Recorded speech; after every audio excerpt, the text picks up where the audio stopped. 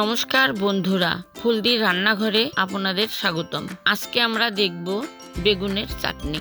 প্রথমে আমরা তেঁতুলটা ধুয়ে নিচ্ছি, তারপর একটু জল দিয়ে 1 ঘন্টা ভিজিয়ে রাখব। এরপর কড়াইয়ে 2 টেবিল চামচ পরিমাণ পাঁচফোড়ন ভেজে নিচ্ছি।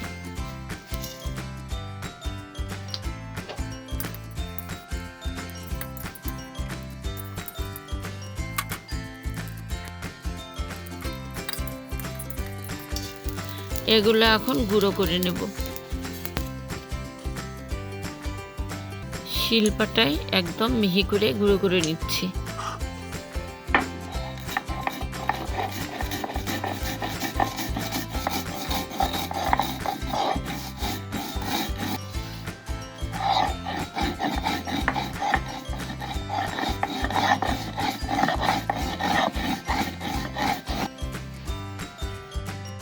বেগুনগুলো এইভাবে কেটে নিয়েছি। এখন বেগুনগুলো 1/2 টেবিল চামচ হলুদ গুঁড়ো, 1/2 টেবিল চামচ লবণ দিয়ে মেখে নিচ্ছি।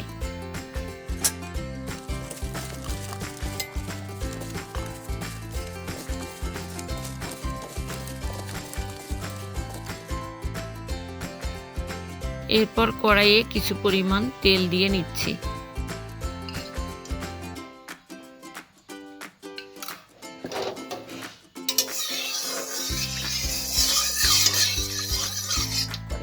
এখন বেগুনগুলো ভেজে নিচ্ছি।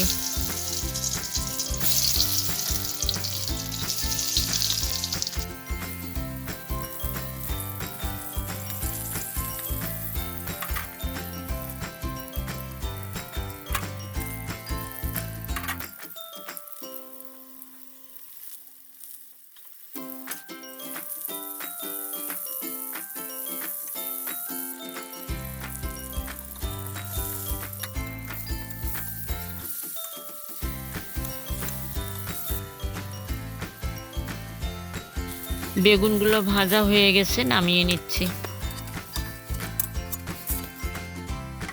এখন তেঁতুলগুলো ভালো করে চটকিয়ে মাড় বের করে নিচ্ছি।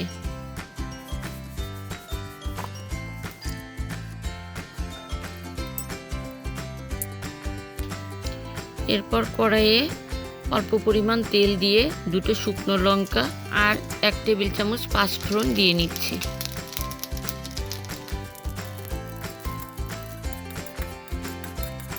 এরপর তেঁতুলের মাড়টা ঢেলে দিচ্ছি। তারপর বেগুনগুলো ছেড়ে দিচ্ছি।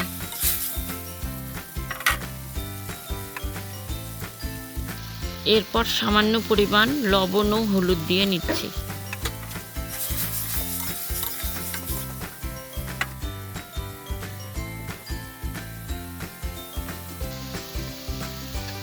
এরপর 6 টেবিল চামচ চিনি দিয়ে নিচ্ছি। চিনির পরিমাণটা নির্ভর করে তেঁতুলের টকের উপরে। আপনারা যতটুকু তেঁতুল দেবেন তার উপর নির্ভর করে চিনি দেবেন। এরপর কিছুক্ষণ রান্না করে নেব।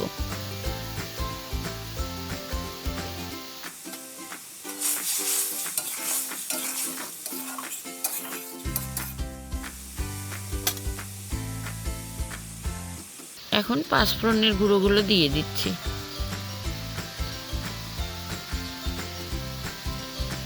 এরপর চাটনিটা জাল দিয়ে ঘন করে নেব।